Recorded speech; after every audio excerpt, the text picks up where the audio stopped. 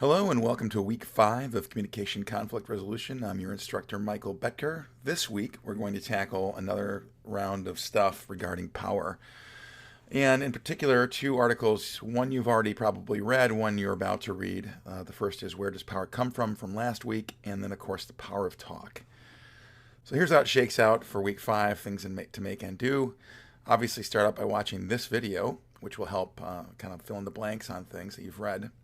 There's the main article for this week, The Power of Talk, written by Deborah Tannen. Now, that article will fortify the second half of the week, in which you will then have to take a reading quiz. So read the article, Power of Talk, to start with. I would say then we got a fun set of videos here that illustrate the where does power come from, and builds up to our third discussion post, which is workplace horror stories. So a little fun there, I think. Everybody's got a story or two to tell there, so I'd like you to kind of candidly discuss some of the stuff you've experienced in your various work situations.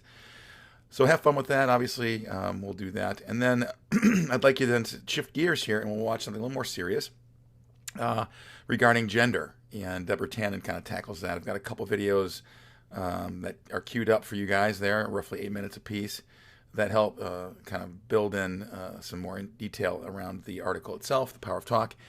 And then the last thing we'll do this week before we start next week is our reading quiz. We're 25 points. So hopefully that's clear.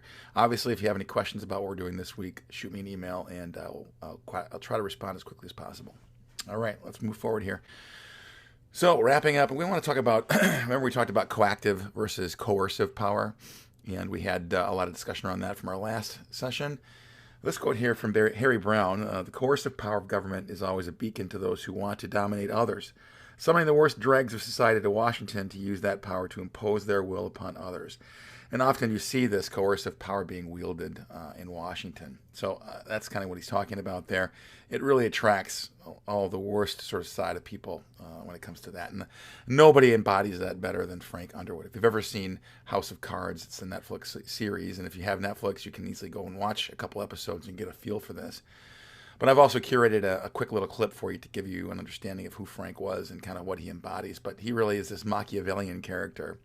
And Machiavellian, if quick history lesson there, was a person who, progenitor of something called the Mach scale, and it really is a 1 to 10 scale. The higher on the score there is, the more underhanded and sneaky you are, basically. So that's kind of what you see in politics, and really, honestly, if you watch House of Cards, you'll see that really portrayed, I think, very well by Kevin Spacey and others. So watch that clip, have fun with that. Let's just shift gears here and talk more about what we're going to experience most likely in our lives is just this the change that you see happening, which breeds conflict, as we know, within the organization. And this little comic here is sort of saying, what if we don't change at all and something magical just happens, right? That's really short-sighted thinking, and a lot of companies stick their head in the sand and actually just hope for the best. When in reality, the good companies are the ones that embrace change, and we'll talk more about that here in this lecture.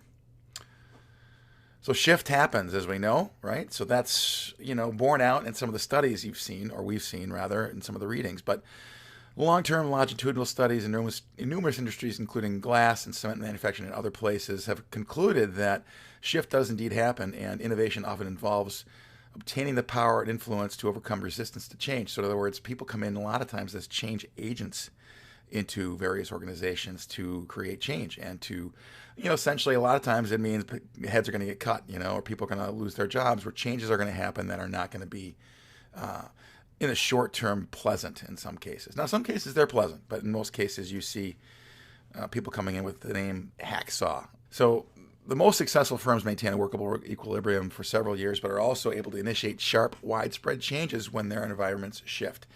So really, you just got to embrace the change. The example I would use is anybody who thinks a forest fire is bad for nature needs to rethink that. If you do any digging, you realize forest fires are actually necessary to, relieve the soil of dead wood, and it's just a rebirth sort of process that we also go through organizationally and frankly in our own lives, our personal lives as well. But change does happen, and so those agencies and organizations that embrace change are those that are going to survive long term.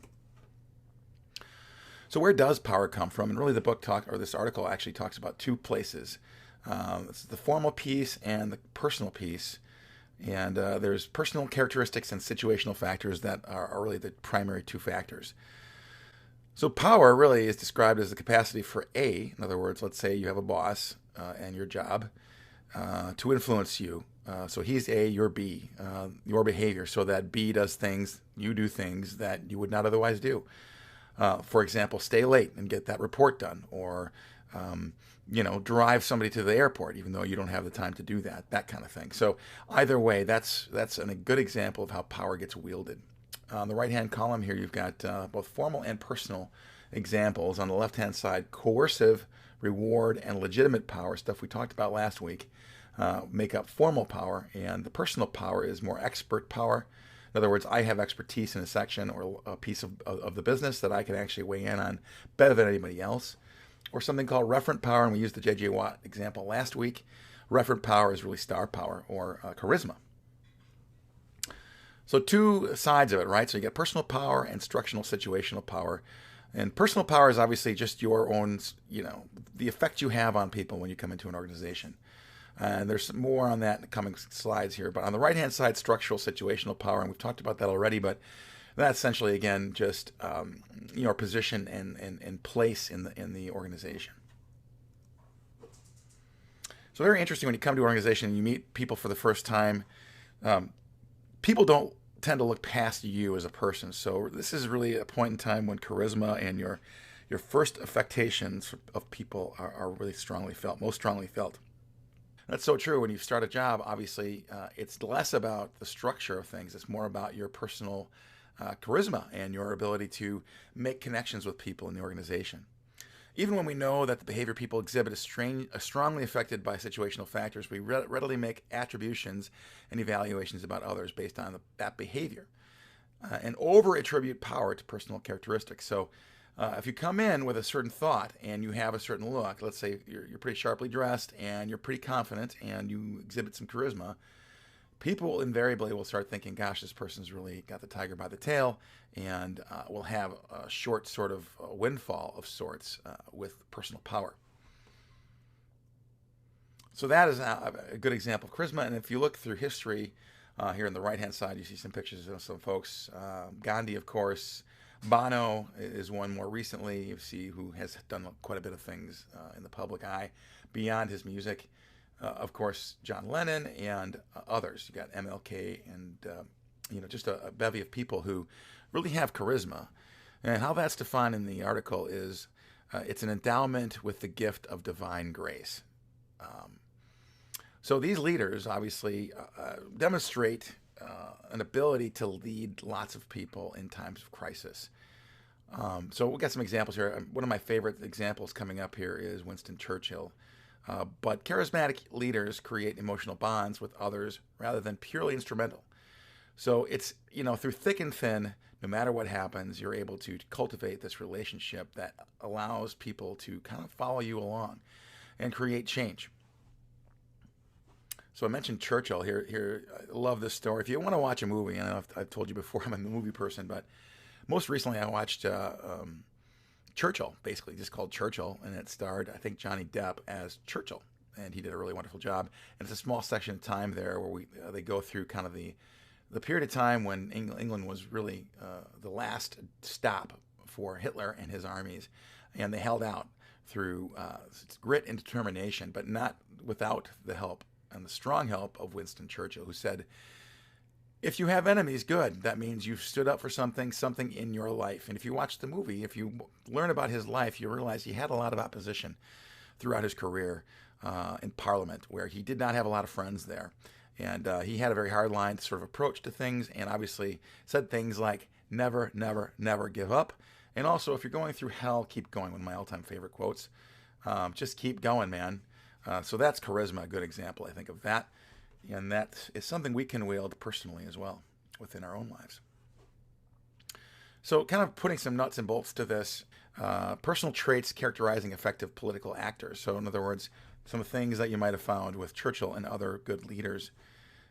People invariably will say the following things. They're articulate, they're sensitive, they're socially adept, they're competent, they're popular. All of these things obviously build up to this idea of charisma, and that's what people look for. So kind of a neat little thing there. Now, conversely, if you look at personal power gone awry, I would say this is more of a humorous sort of take on that. Someone like Dwight Schrute, who is invariably always looking to grab power at every turn, and it's obvious to everyone, including his boss, Michael Scott. So enjoy that clip there. It's a very short one, but if you haven't seen the show, you might get hooked by this little clip here. But Dwight Schrute is my favorite character on the show, and for a lot of reasons. He's just embodies this, the opposite of charisma, I would say, in every case. He's just over the top, and his personality is such that he will never probably achieve any power based on the way he handles himself.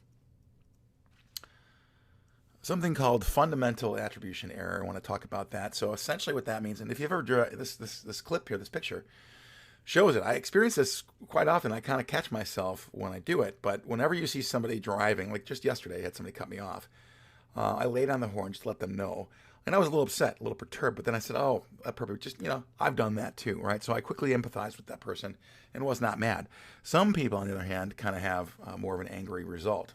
And you get what's called road rage sometimes when bad things happen. Now, sometimes people are just jerks when they drive, and that's a different story. But a lot of times we make these hyper leaps in at what's called fundamental attribution error. So essentially, it's a tendency to overemphasize the causal importance of people and their characteristics and to underemphasize the importance of situational factors. So in other words, you make up all these sort of crazy thoughts about, look at the top end here, or the bottom end, rather. This positional attribution says crazy driver. That's what they're doing. They're just crazy. Versus maybe the driver's ill. So that's thinking maybe more positively. Okay, that's probably what's going on there.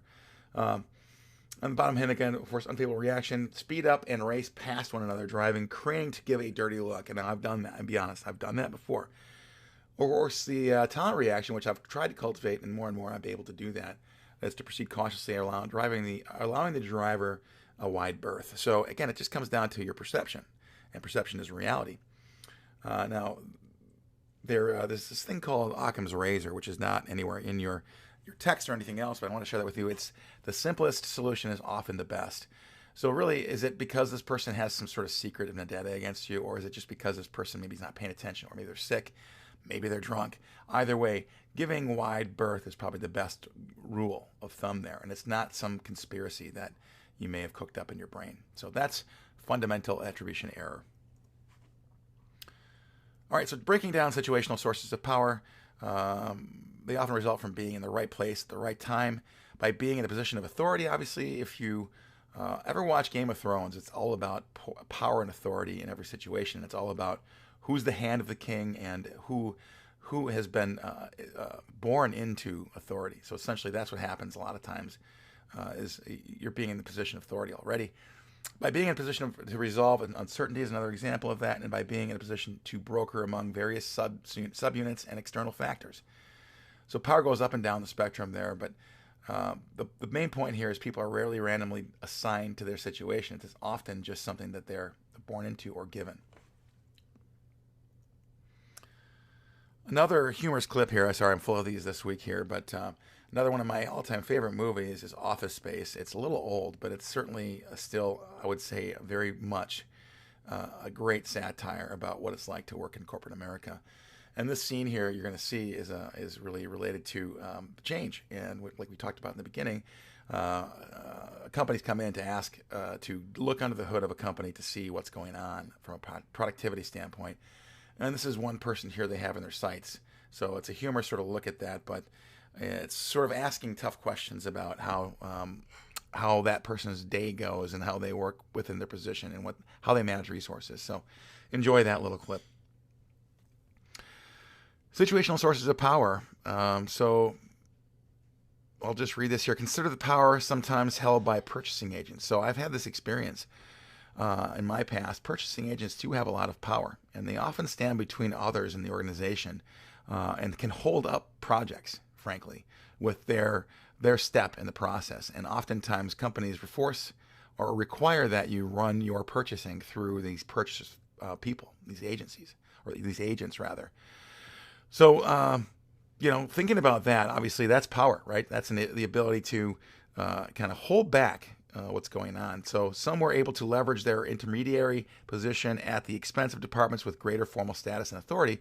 So really, even though you're not the highest in order of importance or power, if you're a part of the purchasing department, you can actually hold sway and hold things up if you wish. And sometimes that does happen, believe it or not. So sometimes it's just, you don't have to be the top dog necessarily to kind of create power and you wield power within organizations. Situational power and failure. So people are seldom randomly assigned to positions or situations as we've discussed.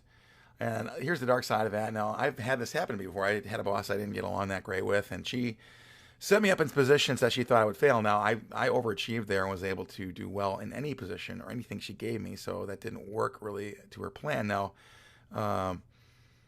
but know this, that obviously you can be given a job to put you outside your comfort zone in some cases, and that's on purpose, and some companies will do that. So external factors often have a direct bearing on the sources of failure of an individual, and yet many studies of power fail to take account of such factors. So it's one of those things that's not often talked about. But I can tell you from experience that you can be set up to fail. No joke. The example we talked about here, and this is obviously not, there's no nefarious thing going on here necessarily, but in the story you guys have kind of written about now already about the school superintendent who was promoted to head department of education.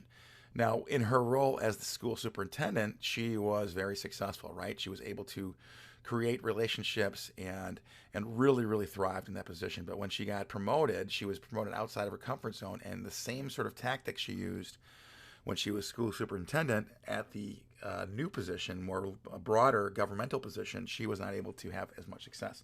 In fact, she found a lot of failure. So situational wrecks and personal traits. Building off of what we discussed here in the previous slide, where we talked about the school superintendent promotion, an important source of power is the match between style, skill, and capacities of what is required of the situation. So obviously in this case here, we had a little bit of a fail. So in a study of influence at a research and development laboratory, 304 professionals were asked about influence in their organization. And really what came out of that are really three types, depending on the nature of the project. So the first one is internal communication style, and that's folks who just have a finger on the pulse of the organization and what's going on. Kind of like if you watch MASH, you'll know who Klinger is. Klinger was one of those folks who really knew how to get things done internally. External communication style, external information. So folks, like using an example from my career, I've often worked with agencies or as an agency member, but either way, they come from the outside oftentimes to work with a client, and they bring in external information into the fold. And so they bring new information a lot of times that they didn't expect before. So that's external communication stars. And of course, then the boundary spanners, just what it sounds like. Spanner means, crossing the bridge between the two of these. So it's linked to both, and it's applied to research. So boundary spanners can really take the best of both and apply their knowledge in a meaningful way. So boundary spanners are very important if you can find those in your organization. Last slide in this section, and we'll take a break. Reagan versus LBJ, this is a good example. If you flip-flop these two guys, and you put, let's say, Ronald Reagan in the time of LBJ in the role of president there, and you put Lyndon Johnson in Ronald Reagan's role, the great communicator, you would find that they both would fail. And that's largely because of the timing given. So when Reagan was president, that was the birth, obviously, you see in a big way, the media played a bigger role. And Ronald Reagan, his background, as you know, was an actor. So he was really trained to deliver messages in a meaningful way. And he's also a big, did a lot of advertising and hawked a lot of products and stuff like that. So he was really good at communication, basically. LBJ, conversely, was not found in front of the camera because, frankly, there wasn't much of that going on at that time. But he was much better interpersonally. So you got this great communicator who can create, a groundswell of support and interest, nationally versus the behind-the-scenes guy in LBJ who was able to use old-style politics and, able to go and make deals in back rooms, essentially, versus what Reagan was, which was really, like I said, the great communicator. Takeaway, neither would have been elected president if they were put in the other's time. So that was kind of one of the things that they talked about in the article. All right, we're going to take a little break here, and when we come back, we're going to talk about the power of talk from Deborah Tannen. So I would say if you haven't done so already, take a quick glance at that, maybe read that through before we go through this lecture here.